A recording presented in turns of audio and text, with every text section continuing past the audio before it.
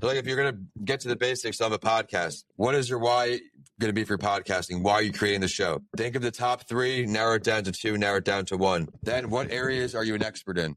Or do you have the most passion in? Right? I started that entrepreneur show because passionate about entrepreneurship. I have a mental health break because I had a mental health experience and I wanted to normalize that conversation, especially as a male. I have writing with authors because I'm an author and I want to connect with more authors. I have Pod O'Clock because I want to teach people podcasting. So whatever your why is, your niche, just lean with it. So like that entrepreneur show, it's top 2.5% of the globe, but it would be way better if it was that entrepreneur show for finance individuals or that entrepreneur show for IT professionals, right? I could have niched down even more. The further down you niche, the more successful it's going to be.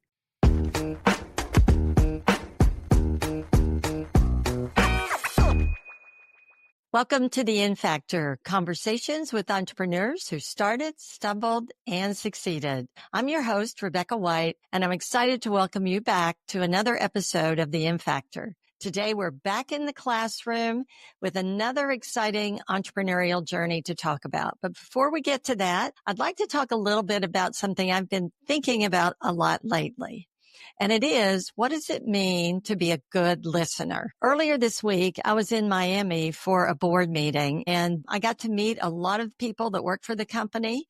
And I also spent an entire evening around dinner talking to fellow board members and representatives of the company.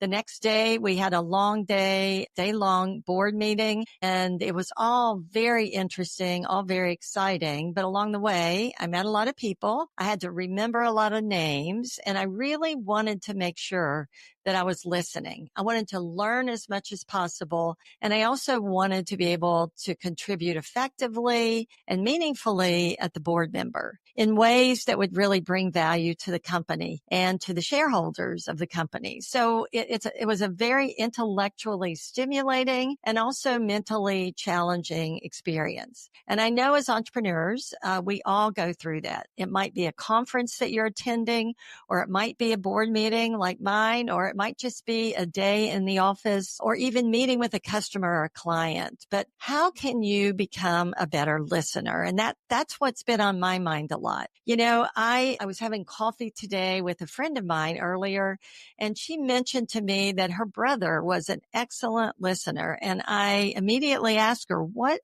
about him leads you to define him as an excellent listener? And she said he was calm and he was quiet when he talked. When you had a conversation with him, and he really focused on the moment and on being in that conversation. And I know for myself, I try that. I think about it. But a lot of times when I'm listening to someone else talk and I'm in a conversation, the things they say cause me to think of something I would like to say. And then I get pretty anxious and I want to share what's on my mind. And I know that's normal. I know it's common. And I know there's inherently nothing wrong with that, with wanting to share what is on our minds. But can I be a better listener? That's kind of what I've been thinking a lot about. Back to the board meeting. You're often in situations like that. You're dealing with travel fatigue. You've got big meals. You're dealing with a lot of challenging and complex situations and conversations with very smart people. And you want to make sure that you're staying present. So I did a little research on that. Of course, knowing that you need to stay present, knowing that you want to focus on the other person, knowing that you really want to listen intently, and even making notes. Those are all intentionality. That's all a really important part of it.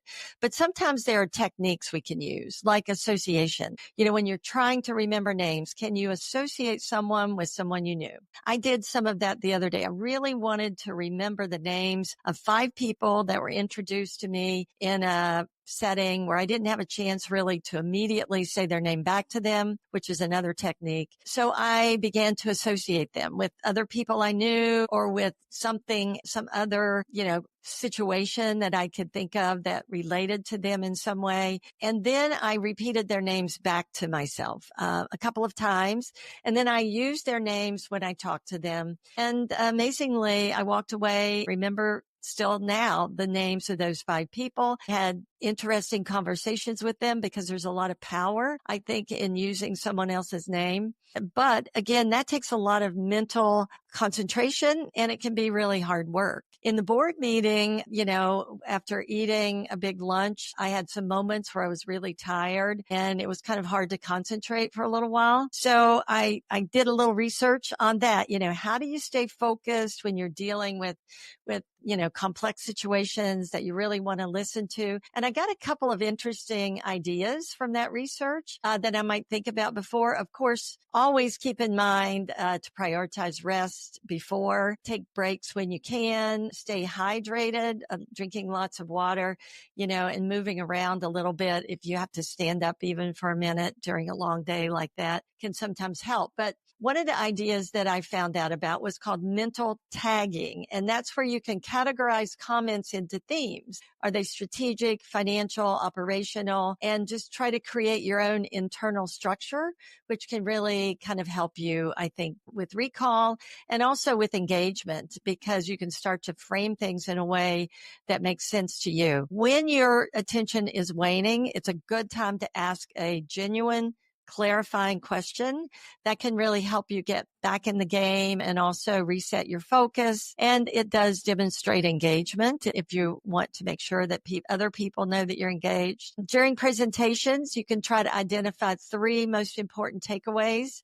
That's one of the things I learned as an educator, the importance of, distilling things down to 3 basic takeaways. That's about all people can remember anyway. And then the other piece of advice that I found out about when I did my research was use a 5-minute reset. Just kind of mentally say to yourself, I'm going to focus for 5 minutes and then take a little bit of a break and refocus again. Sometimes those things can help. The important thing is, though, I believe, to recognize that if you are able to stay in the moment and really focus and really listen, you're going to be able to walk away with a lot more knowledge. A lot of it is about staying curious. I heard a wonderful story many years ago about a young man who he was traveling across the world to meet with the smartest people and the wisest people so that he could learn more about his life and the meaning of his life. And he went and he met with this very wise sage. And when he walked into the room, he was very excited and couldn't wait to talk to this wise person. And, he immediately started asking questions, and the sage paused and he looked at him and he said, "Would you like some tea?" And the young man said, "Why, yes, that would be nice." And then he went back to talking more while the sage prepared his tea. And the sage brought the 2 cups to the table and he began to pour. And as he poured, he was pouring the tea and the young man kept talking, and he poured the tea and it filled the cup. And then it started to roll over the edges of the cup and onto the table. And the young man looked at him and he said, "You're spilling the tea. It's going everywhere. What are you doing?" And the sage put the teapot down and he said, "Young man, I'm very excited to speak with you, but you are so full of what you know. You are like this teacup. There's no room for anything else." And I love that story because I think sometimes, especially if we're dealing with a little insecurity or uncertainty about our ability to engage or interact or even to listen, we sometimes get filled up with what we know because we want to impress the other person, or we're just not self-aware enough. And so a lot of this begins with self-awareness. It begins with intentionality, and it begins with asking ourselves, are we so full of what we already know that there's no room for anything else new? So again, those are a few thoughts about listening, some things that are on my mind. I'm excited for you to listen in on this conversation that I had in my classroom with Vincent Lanci. He is an amazing young man, and his story is a very interesting one. His entrepreneurial journey, I think you will find interesting and inspiring. So let's get to the episode. Okay, welcome to the In Factor, conversations with entrepreneurs who started, stumbled, and succeeded. I'm really excited tonight to be producing this show live in an entrepreneurship class at the University of Tampa. And I have with me a former University of Tampa student, Vincent Lanci, who also has a podcast, That Entrepreneur Show. So this particular episode is going to air on both of our podcasts. We also have a classroom of students here who can participate with some questions and answer questions, and hopefully we'll have some answers. But tonight we're going to be talking about Vincent's journey and a little bit about mine, and then how we became podcasters and what this whole thing's about. And one of the things that prompted me to have Vincent on the show is this new book that he's just produced. It's called I Want to Start a Podcast. And I know he took it to the podcast conference, right, recently, and got a lot of good feedback on that. So, I thought I'll be excited to talk about it. So, Vincent, thank you for joining me today. Thank you for having me. I'm excited to be with some Spartans today and hopefully make some great connections and teach them a thing or two about podcasting. Okay, great. So we already had a little bit of an introduction to what we're going to talk about tonight, but I think it would be helpful to just mention you. Did you grow up north? Traded my snowflakes for palm trees in 2009. Getting longer and longer ago. It's crazy to say, but as I said, I was at the Howard Johnson chasing down the shuttle. There was only 2 an hour, and it's really hot in August, especially from up north. And that quickly turned into my mom complaining a lot because I was at the Howard Johnson room service, not getting my college experience.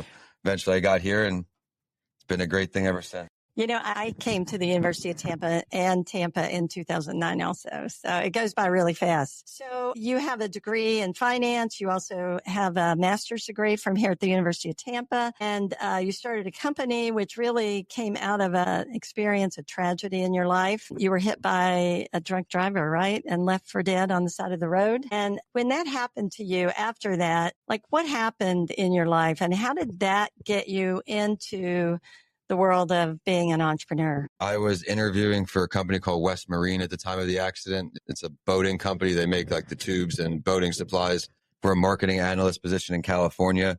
I was studying for finance, so taking more of those interviews. And then this just happened, right? You wake up confused. The nurse asked me, "Hey, Vincent, which school do you go to?" And my response was Pulaski Road Elementary School. My brain was as far back as a 5-year-old, but I was only 2 classes shy from getting my finance degree. So going through that uphill battle where you can't remember what you had for lunch. Again, you can't spell your name, know your name, count to 10. It changes the way you think about certain things and what you want most out of life. And eventually that story led me into entrepreneurship. And day by day, it's slowly growing. And now, like you said, this book has come out. I think this is going to be my most impactful book because it's a handbook and it teaches you how to do things like a coursework, like a school thing. So I'm optimistic. That's exciting. But, it's really interesting because actually a lot of entrepreneurship comes out of very challenging situations. So, that's a really tough one. Did you have to relearn a lot of things? Did you have amnesia or was it simply, did you have brain injury that required extensive time periods to relearn a lot of that? So I had a traumatic brain injury, a severe one, which is your brain shaken up quite a bit. It took me 6 years to get my memory back, where I came back to school with I describe as half a brain. I was a guy who could read over the study sheet an hour before the exam and get a B. Feel good. Now I was someone that had to read, write, type, listen like audio over and over again using different learning modalities just to retain maybe a tenth of the information. So then you start doing 7 days a week because in grad school, 3 C's you're out. It doesn't matter what you did, as you know, so you have to figure it out. Accounting 610 had just given me my second C. So I was really not worried, but pressure's on. You got to figure it out. There's no special treatment and is what it is. From there, MBA taught me what I want in life. It was okay, I don't want to be behind a desk making a ton of money and being in my cubicle. My last corporate job, I had this aha moment, right? This epiphany moment. This guy who was really successful there in his 50s, he said, "Vin, I've got this stocks, this money, this car, but my only memories in the last 40 years is this cubicle." He's been in the same cubicle for 40 years, and that just hit me. Okay, it's okay to be broke for a little bit. I'll figure it out. I taught English online to kids in Japan, ESL, 4 to 10 a.m. I would be a helper at a restaurant. 28-year-old MBA grad working as a busboy. As an expo, you throw your ego out the window. You really find humility, believing in your process, and eventually small wins start to come, right? One small win. And then before you know it, you're not struggling in the same way anymore. Yeah. I know you know about my book, See to Repeat, and I'm listening to you talk, and you actually had to apply a lot of the principles, mindset principles, really, to just recovering that you probably were able to transfer into being an entrepreneur. The whole perseverance thing and it goes hand in hand. Yeah. So I guess my question, although, I'm kind of answering it maybe, but I'm wondering, were you able to look back on this, and as painful and as hard as it was, were you able to find value in going through that experience in terms of what you were able to do with how that transformed you? I was always a volunteer in different organizations. It was something I'm passionate about, but never purpose-driven work like this. The idea was a paycheck. It was go get a finance degree, go get an MBA, and then go earn a bunch of money. And then suddenly your whole world's upside down. You're not really worried about the same things you were worried, or prioritizing them in a different way. It was family is important for me, and making my own schedule. Entrepreneurship, it sucks 95% of the time. But what do you do in return for that? I can take a week off to go visit my mom. I don't have to check in with someone. Or I can work from anywhere because now my team's fully remote. How do you want to build your business? It has to do with how you want to live your future. For me, it's always been, okay, my family's not here. How am I going to go see them enough and not get fired or have enough to do that? But working remote is something crazy since COVID. Everybody's knows what to do. Yeah. They're familiar with Zoom and Riverside and all of these things. So it makes life a little bit easier. Yeah. So you mentioned purpose-driven. Do you feel like that's been an important part of your journey, your entrepreneurial journey? And how do you define your purpose as you think about what you're doing? Cliche at this point, but your why. If you didn't read Simon Sinek's Start With Why, it's a book you should put in your queue. And from there, you have to think like, what is the most important thing? What is really going to be driving you? Is me getting a weekly paycheck of $5,000 the most important thing from a bank? Or what keeps me going? I mean, 2015 was my MBA speech. I'm coming on 10 years now since that. For the first 7.5, I was broke more months of the year than I wasn't broke. And that's 7. So now getting towards 10 years, we finally pivoted here. We're like, okay, I was a school speaker. I've got mental health books for every age group. That's what I started to do. Schools have no budgets. Schools are understaffed. I can't make that a full-time gig. So I started ghostwriting for people after I wrote the books. I'm doing one with the Boston Red Sox right now. It's coming out opening day. I'm a Yankee fan, so it kills me in that way. But then still, you can't scale that. How long does it take you to write a book? Right? Some of my contracts are 12 months. So that little bit you get of money is spread over 12 months. So podcast production, I could scale it. I'm able to help a lot of people find their voice who don't have time. We're fully done for you. So you just record and we do the rest. Yeah. That's one of the topics we want to talk about today. So we're here in the classroom. This is a group of students who are graduate students in entrepreneurship. They are thinking about building their own careers, and podcasting is sort of becoming more and more important for virtually every kind of business. So what are you seeing? You've pivoted from your original mission of mental health, which is still something I'm sure you're passionate about and you work on, but you've pivoted to really focus in on helping people with podcasts. So if I understand you correctly, you not only help train people to start podcasts through your book and through the work that you do, but you actually do a lot of the work for them. Is that right? And what kind of clients do you have in that business? Fully done for you. And now this book is our onboarding tool. So if you sign up to be a client, I order you a copy of my book, which is a big credibility thing where you're onboarding through this book, where it's a handbook. You start from idea generation all the way through marketing and scaling your show. Then from there, because a lot of people that were hired by psychologists are in most served client right now, it's still too early to say it's the niche for sure. But half of our clients are psychologists and about 30% are other podcasters who are at other companies, and we actually turn them over to us. But they're all people who have no time to do anything besides record. We offer strategy sessions I have a bunch of coaches on our team, because now in order for me to sell this company one day, I can't wear every single hat anymore. And the hardest thing is, of course, letting go, starting with an assistant when I first got in here. And now every step of the way, you earn a little less money because you're not doing the work, but you're sitting back and you're scaling now. I'm having conversations to try to get more clients, give my team more work. And that's the most important thing. Great. That's great. So why do you said psychologists? Why did they want to do podcasts? Well, the first client was Tampa General Hospital. And when you get a client with that reputation, it helps other clients a bit. And it just seems that they're good. Does anybody in here use LinkedIn Sales Nav? The LinkedIn Sales Navigator? Yeah, it's an incredibly valuable tool. I've gotten 3 clients off there. that I've never met before, cold messaging for podcasting. And we can talk about like some tips I've learned through thousands and thousands of no's or no responses, but just being genuine in person. We're like, hey, I came across your profile. I thought you might be interested in podcasting. And then if they accept that message, then I could say why I messaged them. If they're a psychologist, I have a mental health break, top 5% show in the globe. We're always looking to share new stories. And I also own Coming Alive podcast production, where we help you bring your story to life. Let me know if you want to talk. So it's not really salesy, and it lets you know what I want to do. If they want to come on the podcast, okay. I may not make money per se on that. I'll waive my fee, but I'm making a new connection. They're already thinking about podcasting. So maybe down the road, they'll become a client. Nurturing the seed.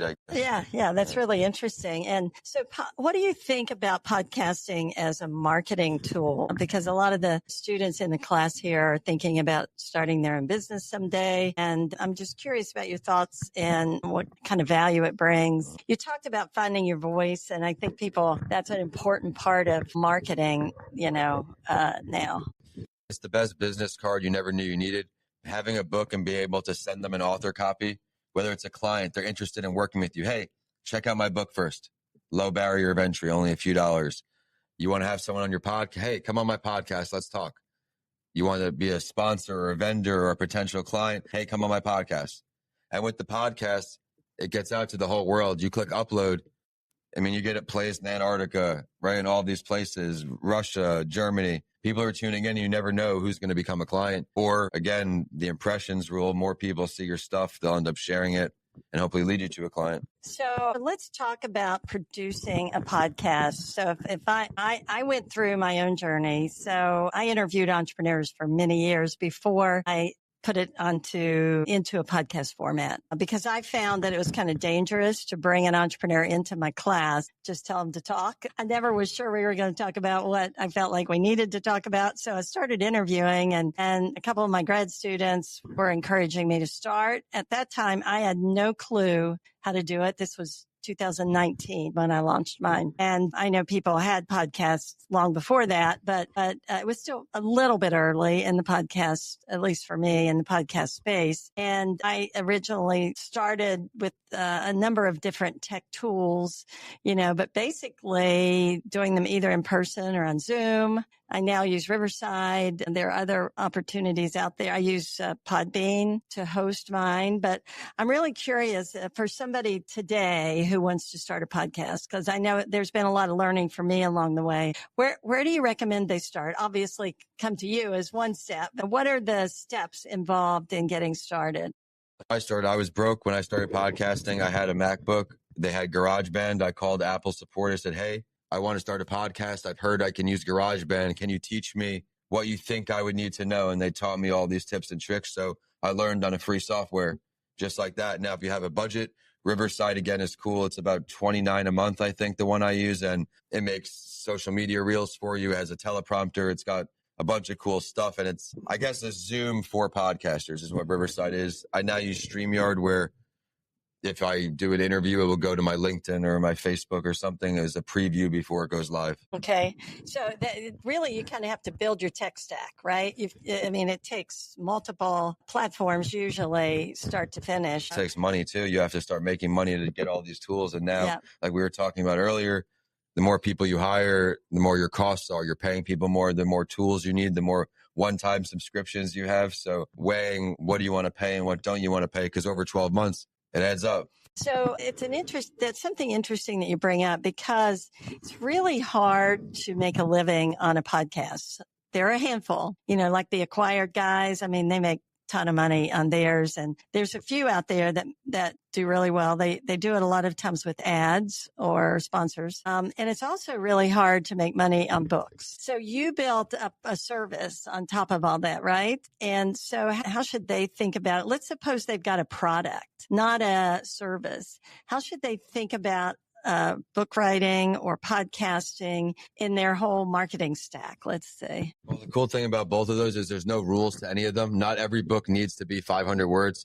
Not every book needs to be 20 chapters. Not every podcast needs to be weekly. So every single thing you're doing, you can tailor it to your own unique way, whether you're describing your product, product, excuse me. Next episode, who is the product for? Next is why is it different from its competitors, right? You can change it and alter it to whatever fits you best. And that's what I love about it. It's if you try to make it someone else's, chances are it's not going to be good. People are a great authenticity sniffer. If they see you not being yourself or doing something unnatural, they're probably going to tune out. So how important do you think it is? I had Kevin Harrington on my podcast, a couple of times, and we had a conversation about entrepreneurs building their online brand. How important is it for somebody to build an online brand? I understand, in the business you're in or I'm in, it's really important. But what about somebody maybe that, like I said, wants to sell a product? How important is that online brand and that their personality and all of it? I think a digital presence is important because everybody's on either their phone now, their computer now, they're on social media. They're there all the time. So you need to be there. I've never been someone who's go hard on social media all the way. I never wanted to go viral and do all of these things. While people in my sphere are much more popularized because they do those viral clips. I don't think a company won't hire me because I don't post every day. I just don't think in my line of work, I'm not the super influencer getting paid for what posts I do. So if that's your brand, that's not hate. You need to hammer that in. But for me, it's more of the quality of posts. I was a guy who was a realtor, in the financial field, doing podcasts, doing writing. I was a teacher. I was confusing everybody on my page just to post every day, right? Why do you need to post every day if it's going to confuse people? Now that my whole brand is podcast coaching, podcast production, I'm getting more clients, I'm getting more followers, and likes and comments don't determine your worth or determine your value. I got a client who's been following me on Instagram, never liked a picture, never commented, been following me for over a year. So it just goes to show you, you don't need to have 1 million likes and 1 million followers. If you care about that more than making money, that's fine. Or if you're an influencer getting paid to have all those followers and likes, it's a good idea. But for me personally, social media helps a lot of money. I don't know if anybody here has looked into it or they do it. It's an expense. As an early entrepreneur, your money is thin. So for me, prioritizing, okay, you'll make me good social media content, but if no one sees it, it doesn't matter how good it is. And that's the problem we've always been in. We make great content, but somehow we don't get people to see it. Yeah. So just having a presence. Do you recommend trying to be on multiple platforms, or do you think it's better to have a deeper presence on one, like LinkedIn, for example? Or should you be on LinkedIn, X, Instagram, TikTok? I think you need to be active in as many places as possible. But me personally, not my team and my accounts, I'm most active on LinkedIn. I'm getting most of my podcast guests if I need them from LinkedIn. I'm getting most of my clients if I'm converting them cold from LinkedIn. And it's not that I'm getting one for one again. I'm getting no responses from 300-400 people. I'm getting, yes, I'd love to connect and never booking a call from another 100 people, 200 people. So while it is the numbers game, it is being targeted. It's planning I don't know if does anybody here do cold calls? Is anybody picking up the phone? Well, it is really scary. And if you do it, you do turn clients as well. But you have the golden hours and the platinum hours. I read this in a book called Fanatical Prospecting by Mr. Blount. Golden hours is when you're calling when you think they're likely to answer the phone. So for psychology office or dental offices, I'm calling. Their assistant's not going to be on the phone between 6 and 8 a.m. They probably get to the office at 7:30. So I'm trying to call these people before their assistant gets in when they're picking up the phone. Who's staying late at the end of the day to close up? The owner. So I have a better chance of getting the owner on the phone. Once you call them, then you add them on LinkedIn. Then you send them an email so they're seeing your name or your company multiple times. You follow up again in 3 or 4 days, all 3 platforms. Now they're seeing you 6 times. You know the impressions rule? How many times do you drive past? Like my cheat meal would be McDonald's, right? If I'm really stressed, I'm driving past. How many times do I have to drive past before I'm like, all right, whatever, go in there. You see a new store, you drive past it. Eventually you're going to go in. So how quick are you going to put your impressions to where they need to be is entirely up to you, but it takes work. The sales process is hard. And now that I'm outsourcing it with my team, I'm trying more and more, but it's humbling. It's humbling. You fail the whole day pretty much. Yeah. That's a really good point. But the good thing about failure is it gets you a little closer to success. I saw something in a quote the other day, and it was like, make mistakes so you can learn how to do things right. So I think with sales, sometimes it's like, get the no's and try to find out why so you can figure out, how to get them to say yes. The no's also taught me how to get the yeses because I'm seeing what should I say this time? And for me, the biggest thing is you got to ask, what is your budget? How can you get that question there in the beginning? Because if you learn what they're willing to pay, makes your job easy. If they can't afford you, you don't waste your time. Or if they are offering way more than you usually charge people, you play it off and you play it cool and you sign them. And now you try to hammer people that are in that niche because they are willing to pay that price, try to find more of that exact customer because they could become your ideal customer. So let's talk a little bit about analytics and data. How do you use data and what are your recommendations in terms of thinking about, I know, some of the students are really interested, I think, in understanding how they can use data better to improve what they're doing. I host through Buzzsprout. I know you're through Podbean. It comes out with locations people listen from, what device they listen on. And the reason locations are important is because you can leverage that to get a sponsor or partner. You don't need to have 1 million downloads, to get a sponsor. Use your network. Try to find an aligned partner who would benefit from being the naming partner on, say you're a fisher, right? You're a fisherman, you have a fishing podcast. Why not go to Bass Pro Shops? They have a huge budget. Why not go to a local guy if you're a local podcast? You don't need to get $5,000 a month from people. They give you, like my first sponsor was $250 a quarter, right? Nothing, but it's something, right? When I'm working at a restaurant and I'm doing all these things, $250 is something. Then it's $500 a quarter. Then you get it to $750 a quarter. And then you get a new sponsor. Like I got a TEDx coach that barter with me on my sponsorship. And we could talk about my TEDx experiences another time, but your podcast is real. You don't need to have Joe Rogan numbers to make money to get a sponsor, where you can get a sponsor who gives you a bunch of cool gear, gives you a bunch of opportunities and some money just for being a name sponsor. Yeah. I haven't been a very good example because I haven't worked very hard, I think. I don't either. That's the problem. Now it's just the clients. Yeah, that's right. You're doing that. Yeah. And there's a ton of podcasts out there that don't really make a lot of money, but they do provide a good service. And they, I think it can be a really valuable way to educate. I know some financial managers who have podcasts, for example, or you mentioned all of your psychologists and people who want to share information. It's really important to them. What about advertisements on podcasts? What do you think about that? Sponsors and advertisements?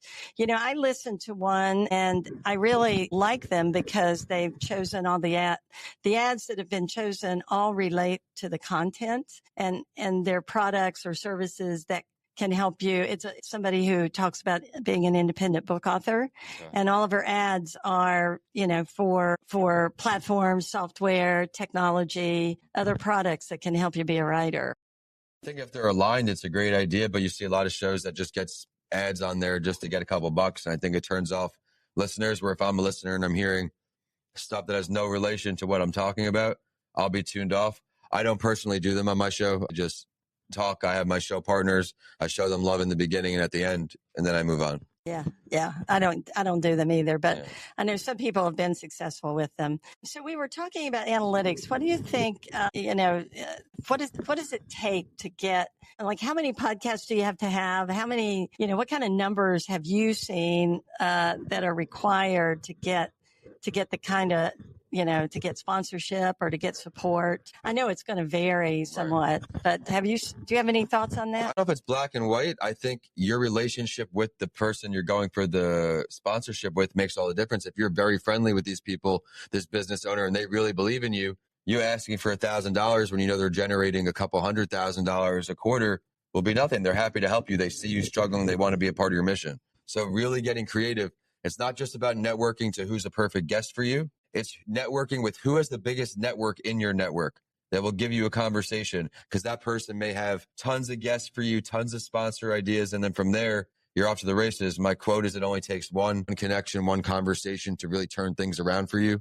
But if you give up, you're not going to put yourself in position to have that one conversation. Yeah, that makes sense. Now, you talked about building a team. Do you have employees or do you use independent contractors? And could you talk a little bit about how, or do you use virtual assistants, or do you use all of the above? None of them are on a strict salary, but I've got 15 team members because we've expanded to having some blogs getting done for a free community. We've got some lead setters, which is a very hard position to fill. LinkedIn posted that for a long time in networks, but I ended up finding 2 who started in January, where if that way they're doing one of the sales methods I'm not doing, half in the US and half in the Philippines. So half of my team, 7 people, is in the Philippines. And you train them on your methodology, or do they come as independent contractors already with their skills and you just give them like an assignment or something. Your systems got to be made. You got to have your systems. That way the next person on the team comes in, they know exactly what to do. And it takes time to really get your systems and your standard operating procedures all done, but you need them. That way you're bringing someone on, you're wasting another month or two training them. No, I have a head of operations. So when new people come on my team, she onboards them. When I have new clients, she onboards them. They know exactly, well, now it's the book, right?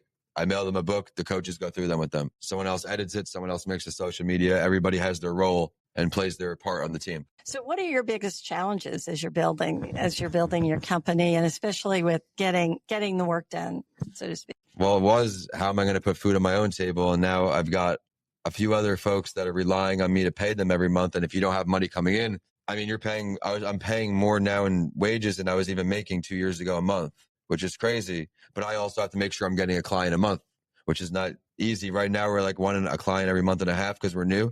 But once I know there's a few $1,000s coming in every month, you're going to end up putting it right back into your business. Usually a lot of the times in the beginning, especially, you feel more comfortable. So for me, it's fast forwarding like another 6 months because I know we're going to be sitting pretty.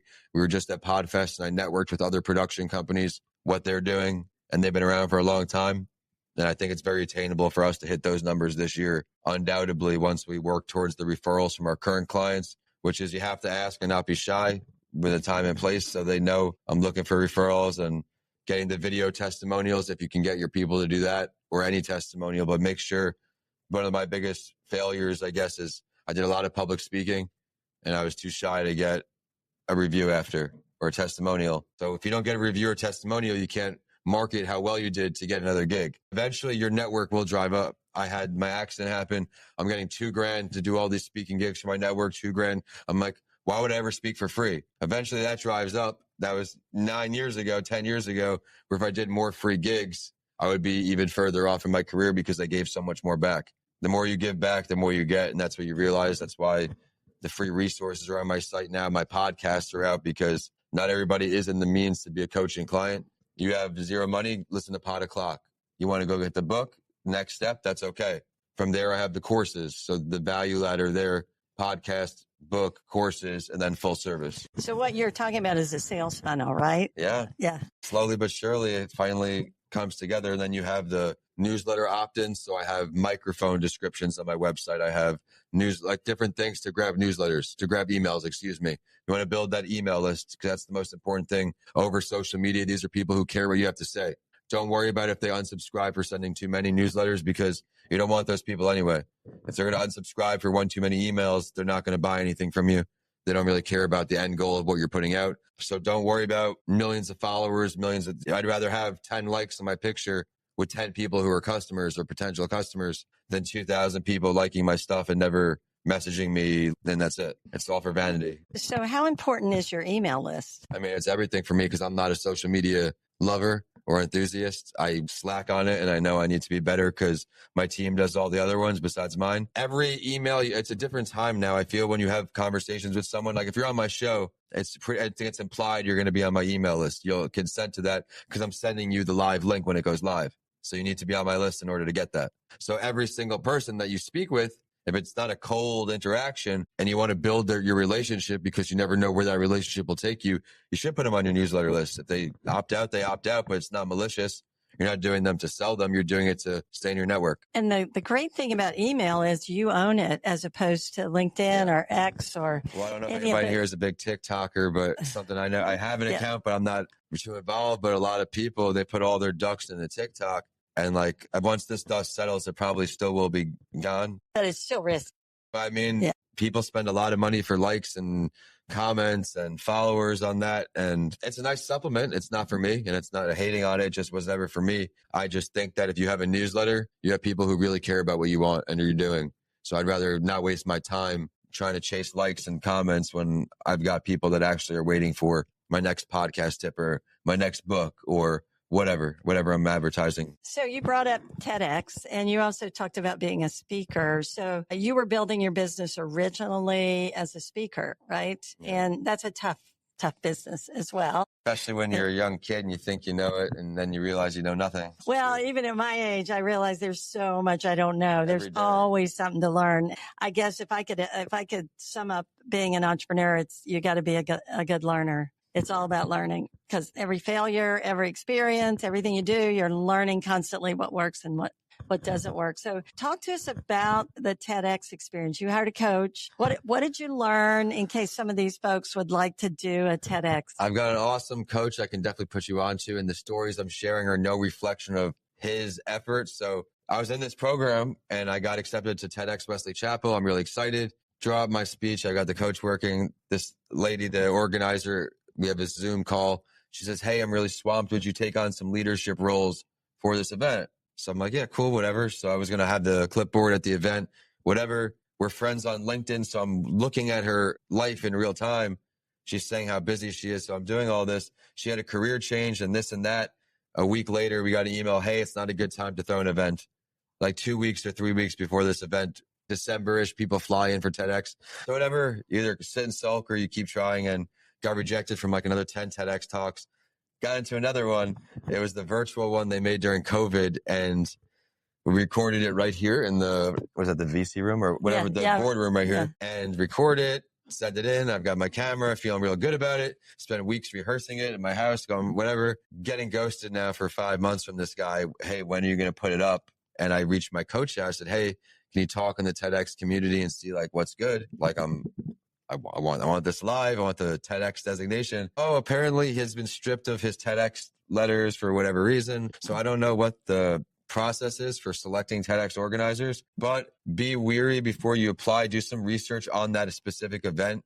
There's events that have been around for many, many years. Try to get a TEDx chapter that's established, because this has been like almost 2 years of me waiting to deliver my TEDx talk. There's one in Tampa. I actually just got denied. I don't know who the organizer is, but I didn't get in. So I thought that would have been a nice coming together moment. But the point of that is, don't give up. If you have a real goal, just keep going for it. It doesn't have to be the number one priority. But if you're a speaker, is anybody in this room do any speaking of any sort? So give us 2 or 3 top tips for public speaking. For speaking, we all say filler words. We're human. Some people say, like, for sure. A lot of people say the word a few times, I'm finding, as an editor.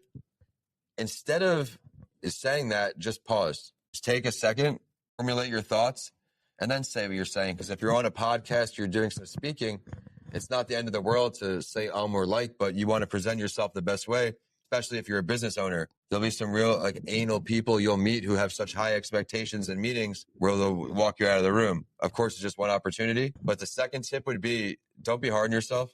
You're only talking about you. You're literally talking about you and all the great work you do and all the awesome things you've accomplished. So anytime you go speak, it could be like my first gig was the MBA commencement. It was a big crowd at Emily Center. So you go on there and, it's a different graduation time. Seeing everybody's partying. But for me, I'm waking up early to give this speech with all of the board of directors behind there. So if I can do that, if I can speak in front of Lightning Stadium, this is nothing, whatever. So again, I'm not into the hoo-ha. I'm not into like all the things out there, but one trick is telling yourself before your interviews, "Hey, let's not say like or today." And you do that for a few times. I promise it's not like hoo-ha stuff. This really works. You train your mind the power of positive thoughts and the power of positive statements, You won't be saying those words much longer, and smile as you're doing it, because it feels good to put that in the rearview mirror, knowing that, hey, we're on camera or I'm in front of a class. Of course, I'm going to mess up. I'm human, but you want to just mitigate it.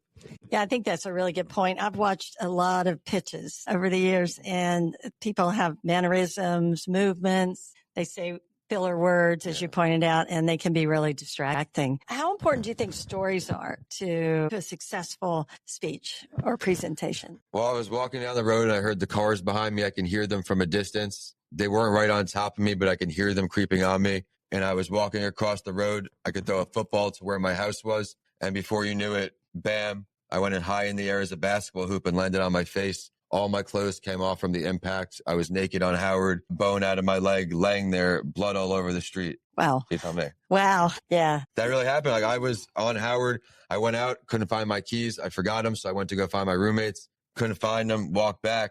You know where the TD Bank is on Howard by like North Howard? There was a DUI checkpoint there during my days all the time. And I got hit. You know where Westland is? Westland Avenue, where the Jersey Mike's is on Kennedy. Those back roads, that's where I lived. So I crossed over Kennedy and I was going to my house right there. Like, so if a cop wasn't there, I may have got hit by another car. It's real late and then I'm dead. Yeah. Tampa, unfortunately, is a very unsafe city to walk and bike in. I hate to say that. I'm in St. Pete, so they've got like a bunch of trails, like St. Pete trails, where I ride my bike because I've got a rod.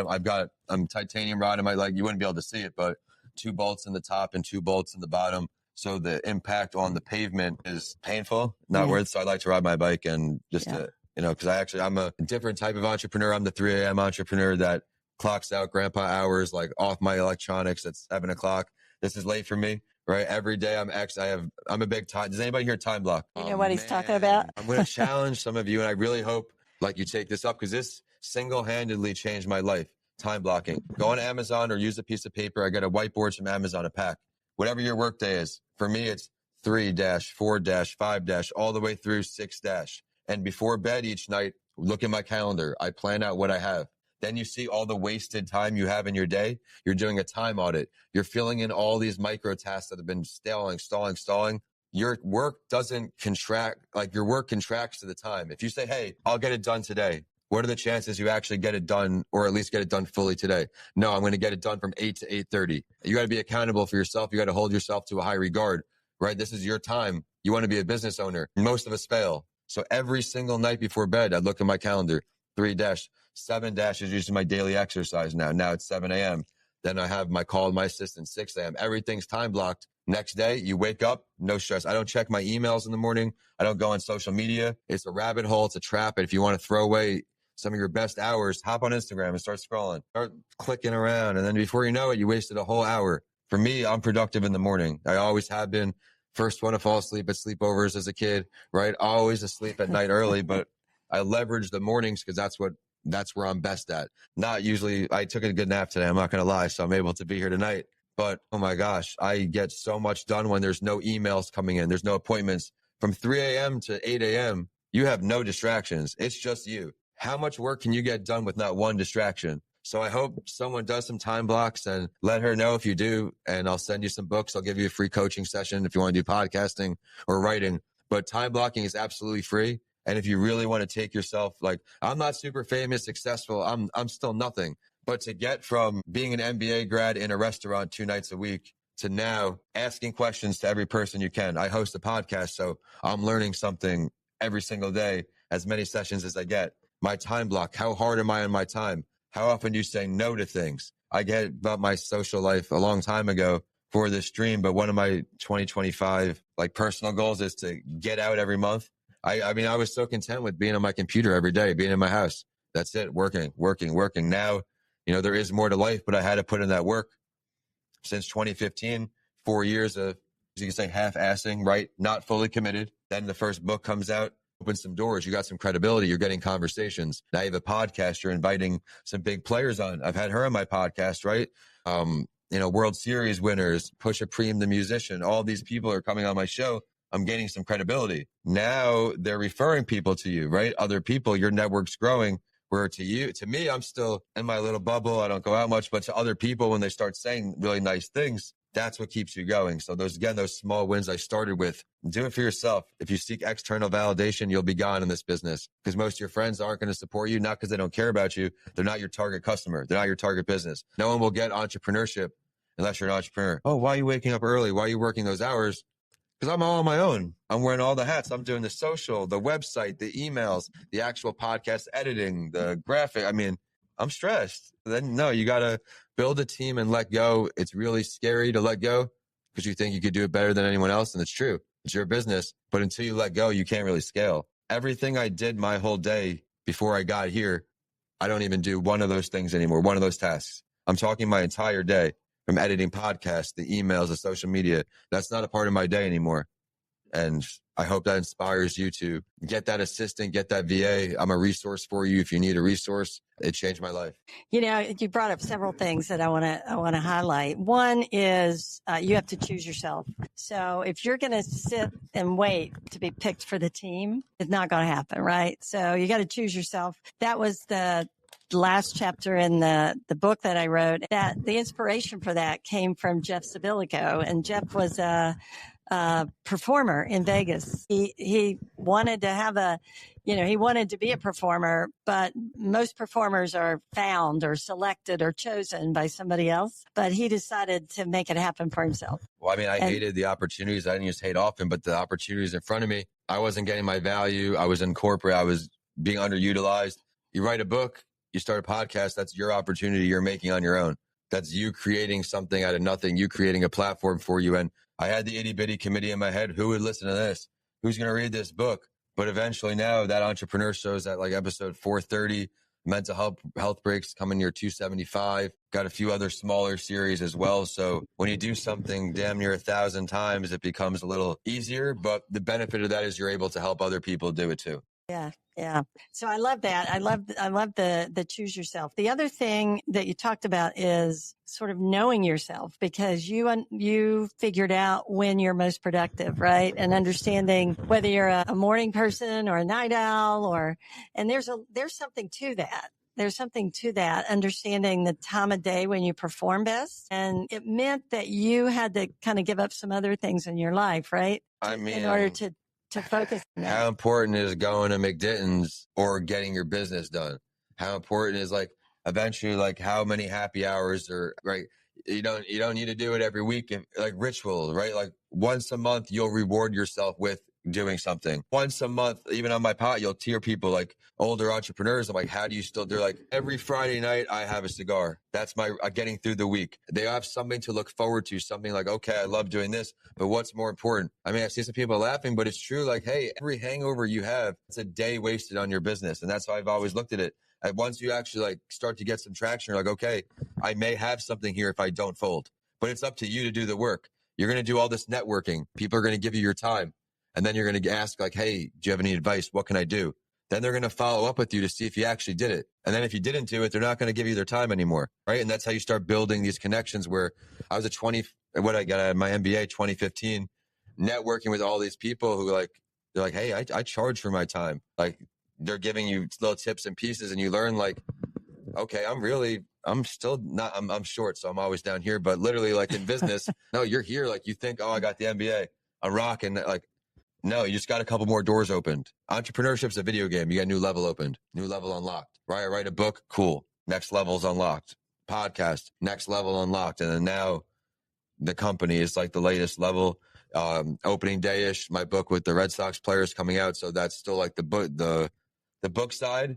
But as a credibility thing, I think it's going to be big for this current business because of the affiliation. Yeah, you're actually talking. I love that you brought up coaching and mentoring and how to be coachable and that whole relationship with coaches and mentors. You went through the university or UTampa. I have to get used to that. Not UT anymore. UTampa. You went through the University of Tampa's the Low Center Incubator Program, and I'm just curious about how you've built your network. And I love what you're saying there. You have to hold yourself accountable, and people love to give advice if you actually listen and follow up. But can you talk a little bit about sort of how you've built your network and why it was worth your time to be a part of a network like what we offer here? Well, let me ask you a question. You all have businesses here or you're aspiring businesses? How many of you have an advisory board right now? How many of you use an online calendar? See, these are some things that literally changed my life. So you come in here,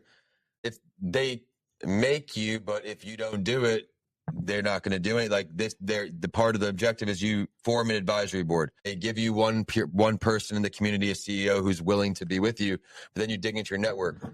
Every month since this program, so now the second year, every month I have a meeting with 5 CEOs in the community who they give you the structure of what it's supposed to be, a 50-minute presentation and what you do. These are people who give you free advice and coaching who are millionaires in the community, and they get you on track. You meet with them every single month. Your online calendar, it may sound like 2 or 3 minutes here, but playing email tag booking with people. Hey, here's my online calendar. Book a podcast recording, book a discovery call, whatever. Book a time that works for you. The program just gets you organized, but again, you put into it, you get out of it. Pros and cons of it. The biggest pro is probably the network. I'm always a UT guy, but it sounds silly. Walk past people. Don't be shy. Like, hey, what's your name? What are you doing here? Because in this building, they're doing something pretty cool. And you're going to learn from them. They've got the office hours. which is the pro because, again, people are volunteering their time. But here's a problem I ran into, and you may be able to relate, putting too much on your plate, where I'm asking for advice from too many people where they may contradict each other. Not that one answer is wrong, but there's different ways to sell a product. There's different ways to sell service. There's different ways to do all these things. So be mindful of that. So you listen, but you have to discern what's going to fit best for you, right? But what's helped me most is, and I don't know if they're eligible for office hours, but if you see them in there and you're not, and you're busy, poke your head in and say, hey, I just want to say what's up. And then reintroduce yourself, Vincent, get their name again, and just stay friendly. I've had like 4 or 5 of these people on my podcast. A few of them have been like pending clients and like contracts for months going back and forth. So everybody in there, they get to know you. Who do you think they're going to throw business to if they hear something? Like they've also referred business to me just because, hey, thank you for coming in today. They're here for free. And their chances are they're sitting alone the whole day. So you just go in there and make like their time worth, like, hey, they're going to remember you a few times. Then, oh, you know who you should meet? I heard someone wants to do a podcast. Why don't you have a conversation? Okay. They might've just added 10, 20 grand to your bottom line just by being friendly. So that's a huge, huge value add is those office hours. So I hope I inspire someone to at least pop their head in there, make that connection because they could change your life. They could serve on your board, your advisory board. They do it for free. Like you get free support. And they tell you what sucks. No, Vin, that's a terrible idea. Don't do that. Or they'll say, hey, you're onto something. Let's dig deeper. So that's really valuable to me. You don't want people telling you what you want to hear. You want people telling you what you need to hear because you'll never grow. Oh, Vin, that looks beautiful. That looks great. It sucks. Don't lie to me. Yeah. And it's really interesting when you're a student or you're affiliated with the university, people are willing to help you. Once you get out there and you're on your own, it's harder, isn't it? Well, I mean, you're literally on your own selling. I mean, think about how you feel when you get a cold call or when you get a cold email. You're trying to do that also. So it's finding that middle ground of like, okay, how do I not want to be approached? How do I not want to receive a phone call? And what don't I want to hear you say? And trying to form your sales pitch to what you would want to hear in your shoes. What would get you to stay on the phone? What would get you to not say stop, unsubscribe, whatever? And you also applied for the Spartan Spark program, right? And I think you got some equipment out of it. Eligible for that? They are. Yeah. So please don't be lazy. It takes an hour to get that whole application done. Got $1,500. This recording device, the Rodecaster, was $1,200. Got that with my fund. These actual microphones at the time, because Tampa Journal is my first client. They needed 3 mics and 3 headsets. I just wanted $1,500. I got the Rodecaster and my business was started. And then there was another one I won too. There was another fund. Was it one of the competitions? And there was a competition there. I placed an honorable mention. I didn't win, but I got something. And with that, I bought podcast arms, so microphone arms. They go right in there. So when I'm bringing them to a client, it's like, oh, you're for real. You got it set up. You're not just bringing your phone and the headset. So this is a mobile studio where in Q2, we're really starting to push the mobile studio stuff because I've got some really cool people on campus here that work for me. And I don't like using that term. They're team members, right? They work with me and they're the on-site people. So this just stays with them on campus. They bring it to Tampa General. They bring it to other Tampa clients. And then that's it. Because I'll buy you a headset and a mic if you're a client. I need the audio to sound all right, or we can't do anything with the edit. We're not God, right? If it sounds bad, it sounds bad. So do you put most of your podcasts out on YouTube, or do you do YouTube just audio? wasn't around when we started doing podcasts. Yeah, I know. YouTube podcast wasn't a thing. You have to manually. I do it automatically. The audios go up, but due to bandwidth reasons, we don't post all the videos. Okay. So for like the way the show works is I'll give you guys a process. If you want to do a podcast, feel free to implement this and let me know. So if you're just podcast agents, so I'm sure hey, you want to be on the show? I approve them or not. I have a list of different packages, 3 packages, and then 3 sponsorships that I offer to each guest. Once they make payment, then they get a podcast information sheet, which collects all their information for a show where I know what to say, areas you want to talk about. So I'm not stumped because it's all cold people. I never met these people, so I need it to sound like I know you. Then from there, only once they send back the information sheet, they get the calendar link. I think we touched on this earlier where can't waste time. Yeah. I have a similar setup and actually you have a release that people sign. I don't do the release. I think now we're at an implied stage with podcasting where like if you come on my show, I'm sharing it. Yeah. There's a lot of interesting things going on with fair use and a lot of it coming up through AI, I think. And what's, the law around using AI, whether or not if you write a book, for example, that's AI assisted, whether or not you own the intellectual property, how much input you have to give in your prompt. I can give a tip for that. I learned on my board here, he's a lawyer, like one of the people UT hooked me up with is a lawyer. Shout out to Brent. If you copy and paste AI, like a big chunk of it, they're scrubbing that information from somewhere on the internet. So you are plagiarizing. Like if you can't just copy what it's saying and pasting, because bits and pieces are from someone else's work. And now you're like you can have re-summarize something and remove things. Of course, that's like any source, but definitely be careful. Like as a writer, I can pick out something in AI. Like if I see a post on LinkedIn, it's pretty obvious. I can say like, okay, you didn't say that's not how people speak. They use synonyms that aren't synonyms and, correct speaking. So be on the way out. It's pretty obvious as a professor too, when people write papers that are direct. More. Yeah, it's pretty easy. Yeah.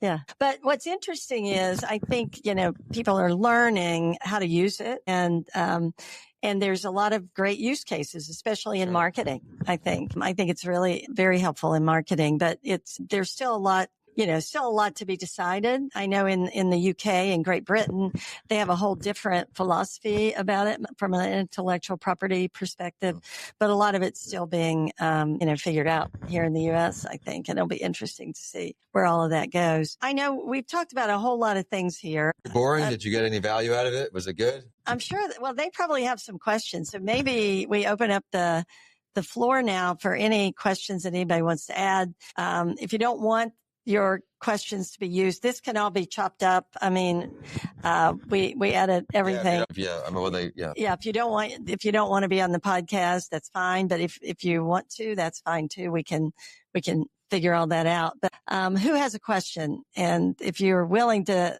let it be recorded, you can come on up and borrow my mic.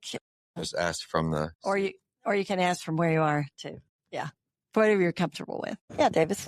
Before bed, look at your calendar. So if you have an online calendar, Calendly, there's something called buffer times. So buffer times is how soon they can book from this point in time. Like I have 36 hours. So no matter what, because that way there's not a last minute meeting popping up and then it screws up your whole day.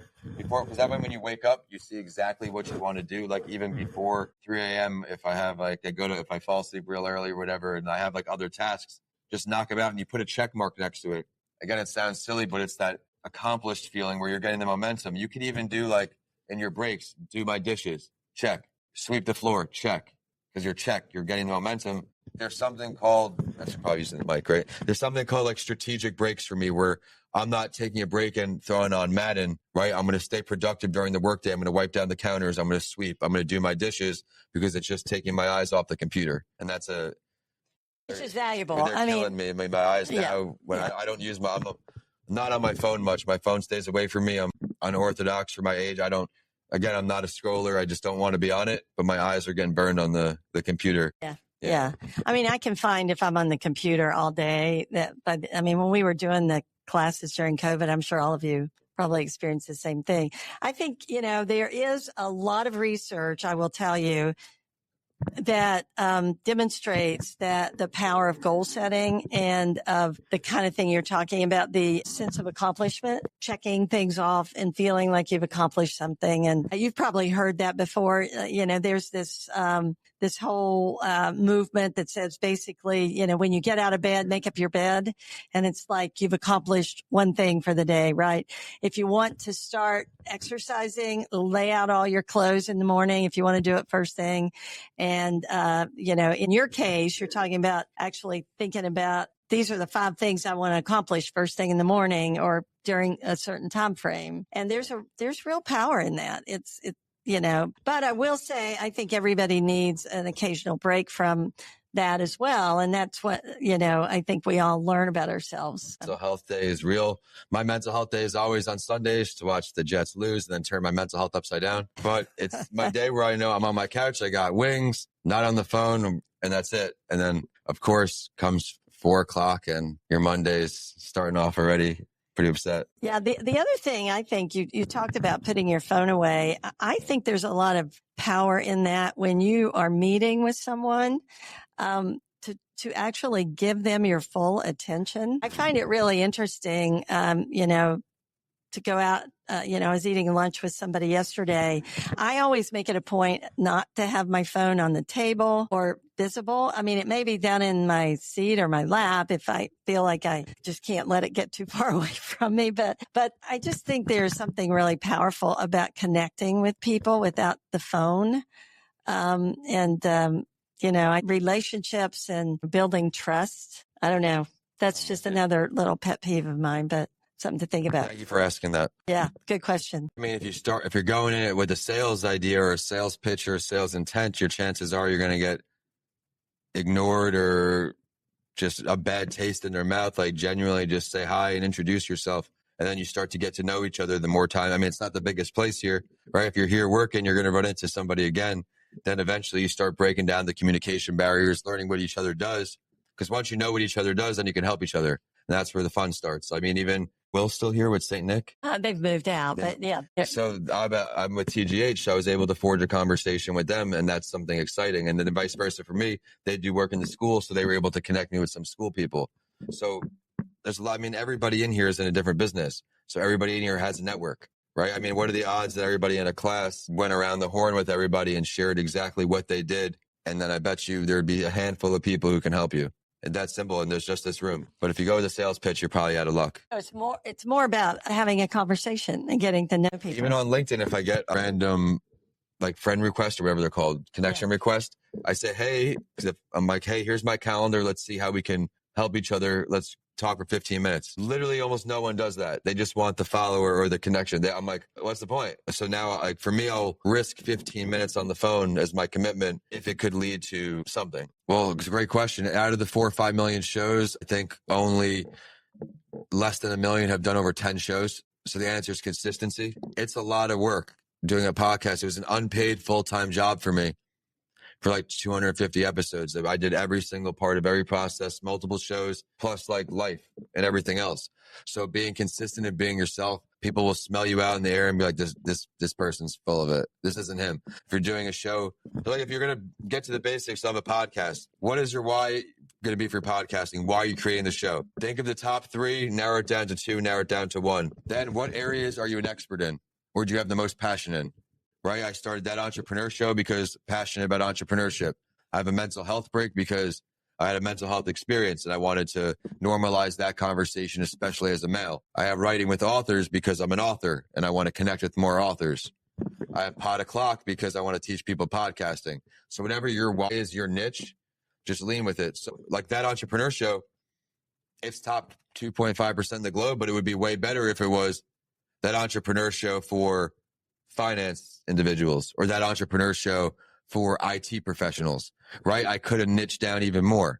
The further down you niche, the more successful it's going to be. So what would be if you had to start a podcast today, what would it be on? I love that. Yeah. And it would stick out. You have to just see what would make your show unique. What would make your show different? What are you going to ask every single guest? What is going to be a free flowing conversation? Building your show up, what your cover art going to go in the podcast directory and see all the covers. Which ones stick out? Do they got their letters nice and big when you're scrolling? Then you can start to craft your show. Great question. Yeah, I think, I was going to say, I like that as well. And I think what's really interesting is when I started my podcast, I was just really curious about the journeys that a lot of entrepreneurs were on. And it was a way for me to actually do research, So in your case, if you find that you're in a situation and you'd really like to connect with others in the same situation and learn more about it. One of the podcasts that I found was a podcast by a woman named Joanna Penn. And she's over in the UK and she has this podcast. She's been doing podcasting since 2009 and she has almost 700. But she was an independent book author and just really wanted to provide a platform for meeting other independent book authors and sort of helping independent book authors. What's interesting about it is that, I found her when I was researching a question. I wanted to find out how to take back the rights to my books because I had written them and then published them through a traditional publisher. And I won't go into the details, but I had some challenges with that experience. And so I wanted to take the rights back. And so I just was doing a little online research, and a podcast came up where she had interviewed an attorney talking about how to go about that process. So I listened to it and I kind of got hooked because of her format. Now, I don't listen to it all the time, but I can go back through those episodes and there's just a wealth of information. And what I find interesting is when I listen to her, she has guests that she can ask questions about something she's working on.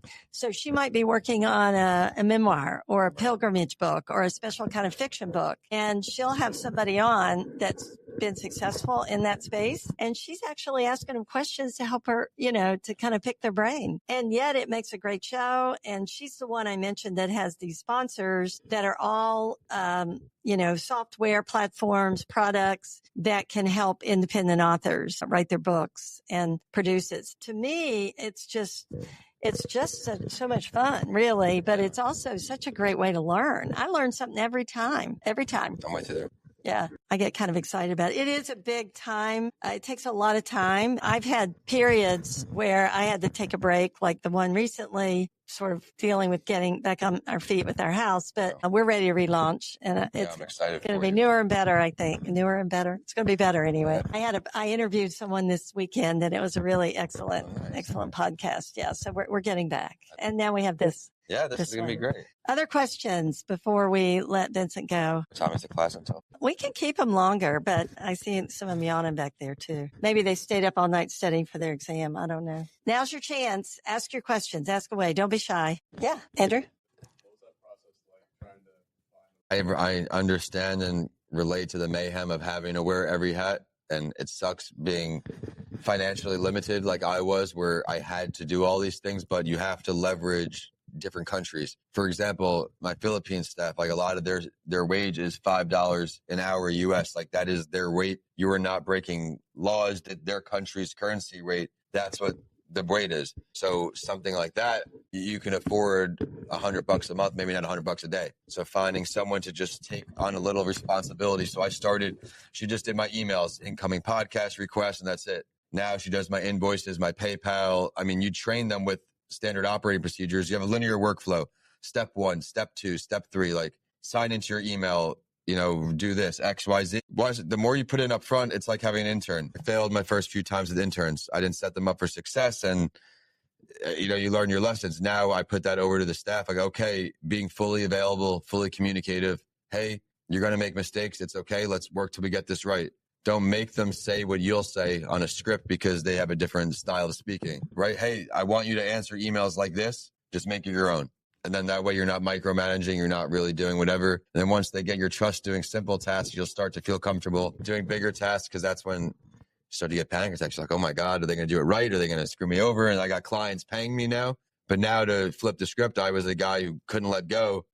And now I'm fully let go. So do you find them on Fiverr or Upwork? Okay. Networking. I mean, Upwork I used for like freelance one-offs, like formatting my book, like someone on Upwork formatted that recent book. But as far as building an actual relationship with someone, I want to hear you did it well from someone else. Like I want to hear someone in my network say, hey, I trust this person. They crushed it. So if you want to talk after, if you're looking for some contacts out there, I can help you. Here's the secret that a lot of people don't realize before they hire that first employee is you're hiring somebody to free up your time, but it takes a lot of time when you bring somebody on to get them up to speed so that it can literally free up some time. And a lot of people really struggle with that and make a lot of mistakes in that. I made the mistakes with it. It was my first interns. I mean, the best one though, and I'll share this story because I'm not going to share a name. I'm a flexible guy. Like, you need time off, cool. Like, we're not doctors, we're not lawyers. Do what you need to do.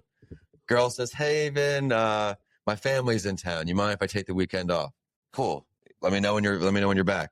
We're friends on Instagram. She's at Dollar Beers with her friends when she tells me that her folks are in town. So I'm like, I don't want to like fire people, but now like I have to, because like you're literally at McDitton's, and I know where you're at. Like, you're on the ledge over there. Like, I've been there. So setting clear expectations of not being their friend and not being mean is very hard middle ground, right? Where you don't want to be this like dictator boss we've all had. And that's why maybe we're not in corporate, or at least me, right? We're doing our own thing to be a better boss. But upfront investment is where it comes. Like you have to just dedicate some time in the beginning, make those workflows, train them, be available. Because then once they're let go, they don't need you anymore, right? You'll have to make sure you hold yourself accountable for weekly check-ins. Something I slacked in the beginning with like, okay, my assistant and I have a weekly check-in every Monday. Everybody in the team talks to her. I don't talk to anybody in the team.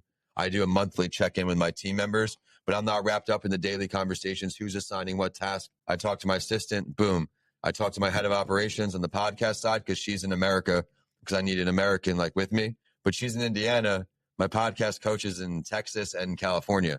This is all through networking, building your company. So if you're not afraid to ask people questions of like, hey, who do you know? Who do you know that's a former athlete out of college? Who can you connect me with that was a former athlete? You'll fill up your pipeline quick.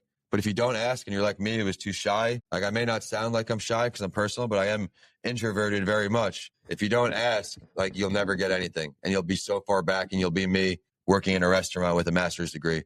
And there's nothing wrong with restaurants. That's not a knock to restaurants, but I never liked it. Some people love hospitality, networking, getting drunk after work. Like I didn't fit in there. Like I would work. Now I'm up till 10 o'clock. I got to drive back to St. Pete. I wake up at 3 o'clock. My morning routine's off. So the whole day's off. And then it was just not for me. So do whatever you can to get that first hire and just build those out. It doesn't have to be sophisticated, linear workflow, A, B, C, D, E. Then once they earn your trust, load them up. That's what I was going to say, that, the student that lied to you about why they wanted off, that's when trust, Trust. With my employees, it's all about trust and always has been. And I can be really flexible. Just be honest with me about what you want to do. I'm the same way. Yeah. I had to implement something called Time Tracker. If anyone's heard of that, it essentially records your screen while you work. I had the unfortunate experience of looking at pay sheets for the month and questioning lengths of certain tasks. Because remember, I did all of these. I'm a podcaster. I've done it all. So I know roughly how long things should take. And now, we'll see. And the last thing I want to leave them off on is not forcing clients. So my second client was a TikToker.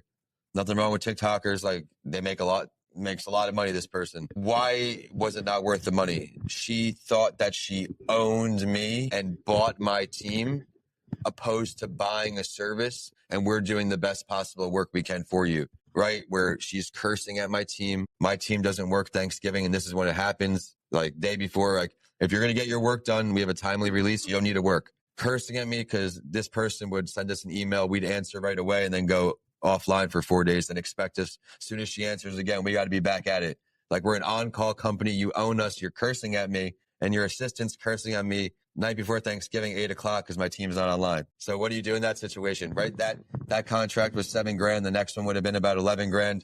In this program, when I got it here, I would have killed for money like that coming in. Are you going to let someone curse out your team for some money as the leader of that company? What message is that going to send? Huge morale boost, everybody on the same page, right? Like they knew what I gave up. They know I'm not rich and they know I need the money, but you have to be confident in yourself. Like, okay, I'm going to go out and sell. I'm not going to be lazy. I'm going to pick up the phone. I'm going to dial 50 times today. I'm going to send 50 emails out, and I'm going to send 50 LinkedIn messages out.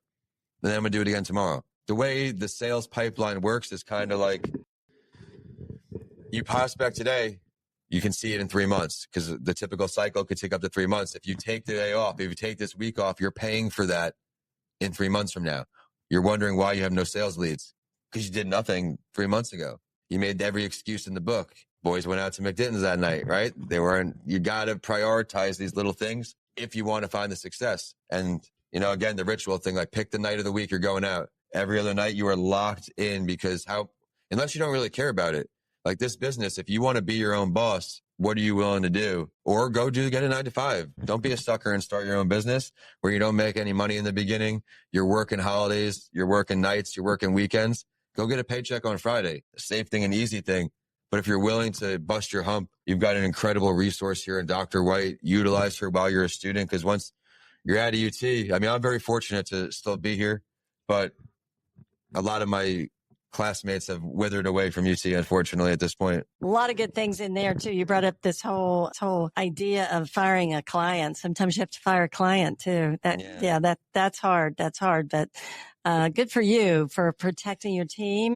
Well, it wasn't easy. I went back and forth with this one for a minute because it's a nice chunk of change, right? When people pay up front, some clients pay monthly. Yeah. And you got to offer the monthly, but they can get it a little cheaper if they'll give you that one payment. Yeah.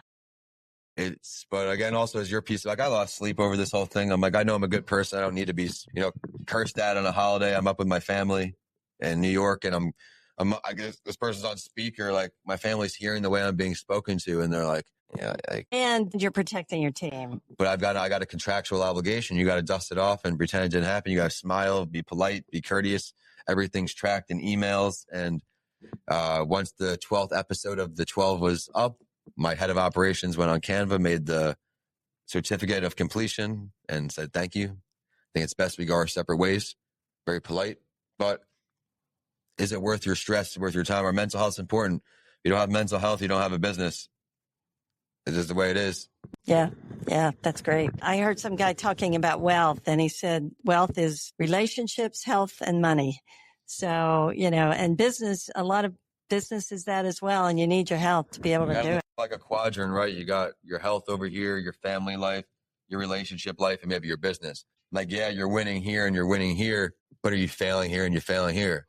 Like relationships, like I'm always failing. Like that part won't be fulfilled until like this company is not my baby anymore, right? Then I can dedicate time to finding someone else, because is it fair to someone else the time I can dedicate to her when I'm going to dedicate to this? Is that going to become a distraction when I'm so close to the finish line? By so close, it could be 5 years still. We don't know when the finish line is for me, but at this rate, if we scale, 10x clients this year, there's a conversation to be had next year for me. So I hope my story was somewhat resonating with you in some way. I hope something I said was valuable to you, whether it was the time blocking. I mean, that stuff sounds silly, but it's absolutely free. And if you can hold yourself accountable to not go down that Instagram rabbit hole in the morning, and you do it for a week and then you do it for a month, you'll be like, damn, I got a lot done this month. And you'll look back and not want to go back down it. I promise. Yeah, that's great. I think, there's been a lot of great advice that you've given tonight. And I just have one more question. I always end my podcast by asking, what's your one piece of advice? And I'm compiling all that. And you've given tons of great advice, everything from building a podcast to telling your story and time blocking as an example. But if there was one piece of advice you wish you had before you started down this path, what would it be? I appreciate the kind words. It's important for me to come in here and again reiterate, like I'm not the most successful guy in the world, but there's little tips and tricks that I have learned that have allowed me to start making money. So the one thing that I wish I knew is stop stressing the stuff that doesn't matter. Again, like the beginning, don't worry about posting Instagram every single day. Don't worry about being on Facebook every single day. What are the things that matters? It's generating revenue. Are you working towards the activities that are generating revenue? Or are you doing nothing the whole day that's actually working towards getting a client? Did you waste the whole day doing back-end stuff where you could outsource to the Philippines, for example, and get it for a fraction of the cost? One thing I'll leave you off on from this book I read, say your kitchen sink breaks and you don't want to spend the money to get it fixed, right? Yeah, it's like $300 and you don't want to do it, but it takes you 15 hours to fix that sink. How much per hour do you make if you're working on your stuff right now and you're selling or you're doing your most revenue generating activity? How much are you worth per hour? $40, $50, $100 an hour? You wasted 15 hours fixing the sink, where if you were dedicating yourself to your work that you're an expert in, you would have made $1,500 if you're making $100 an hour, opposed to just spending the $300. So flipping your mindset with that, like what is your time best utilized, and leaning into that, I think you'll be very surprised about the success you find very, very quickly. That little mindset shift, like, okay, I'm an all right mechanic, but I'm not going to fix my car. Right, I'll spend 3 weeks on it. I'm going to bring it to the body shop. They'll have it to me the same day. Yeah, that's great advice. I always think of that as what's the highest and best use of my time. And then if you got to outsource it, you outsource it, right? And go get another client, right? That's great advice. Great advice. Believing in yourself to get the client really doesn't start until you actually get a client. And I understand that, because I was in this. I'm like, did I charge enough?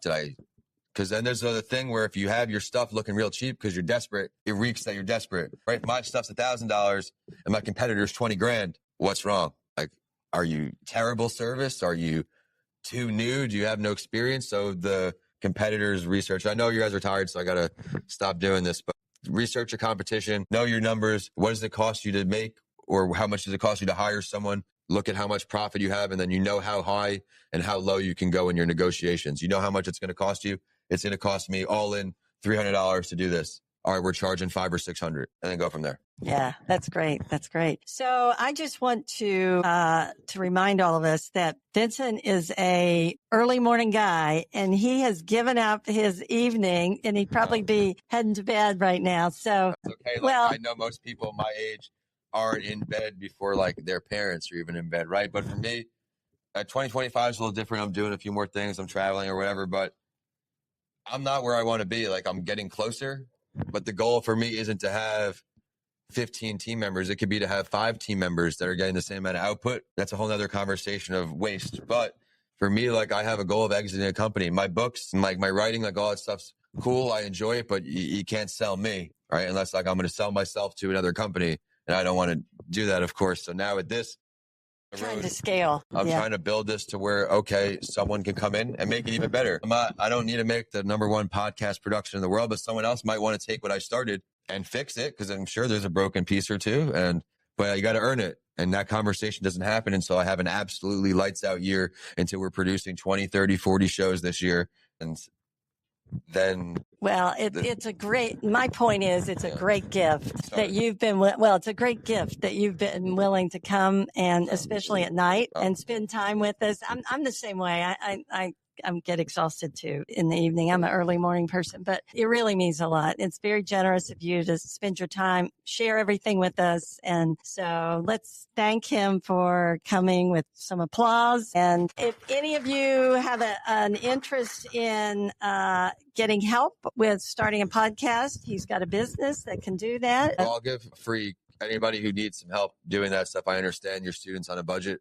I'm not going to charge you to talk with me. So please, don't be shy. Come see me now, I'll give you my calendar, and you can just choose any time to talk with me. And I think there's a couple of books up here maybe to get away too. I mean, I know you were actually talking about starting a podcast back there. So whoever would want that book over here, if there's anyone who's into their mental health, just come see me. I have a mental health series, and this is for older students and adults.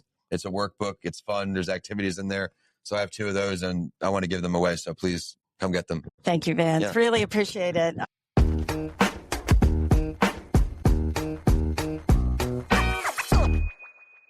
Thank you for joining us on the In Factor today. I hope you enjoyed our story and that you were inspired by everything that you heard from our guests today. If you like this or you believe it can help someone else, I hope you'll subscribe to it, share it with others. And in the meantime, I look forward to seeing you back here in a few weeks with the In Factor. Keep recognizing opportunities, taking action, and persevering past failure. This is the In Factor. I'm Rebecca White, and thank you for joining us.